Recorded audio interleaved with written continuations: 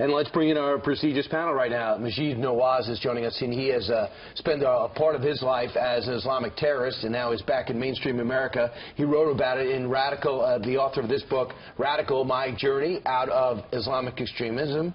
And joining us, two people that were never in Islamic extremist camps. In fact, they fought against them. Pete Hegseth and Rob O'Neill. Welcome, guys. That was an introduction, Brian. Thank you very much. That's what happens when you say ad-lib. That's right. Okay, but first off, how this is playing out right now, Nawaz, do you feel as though inside the Islamic community, they're looking at this president as a positive?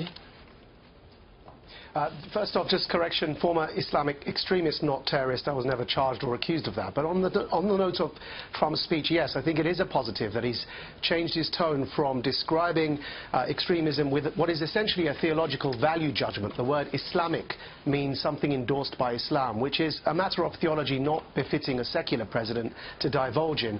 But instead has used the word Islamist in the speech. Now, albeit there was one or two slip-ups, it appears to be that the intention was to use the word Islamist. I think that's a positive step forward. The word Islamist refers to the politicization of Islam, and briefly in one sentence, the desire to impose any version of Islam over all of society as an ideological project.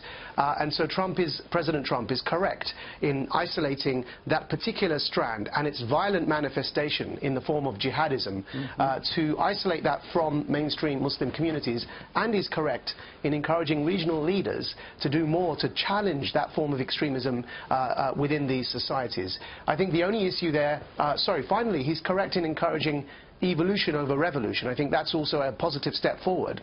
Sure. Just a quick follow-up on that. How do you think the Islamic extremist world responded to that speech yesterday? Because all eyes were on it, including terrorists, wanting to know what the president was going to say.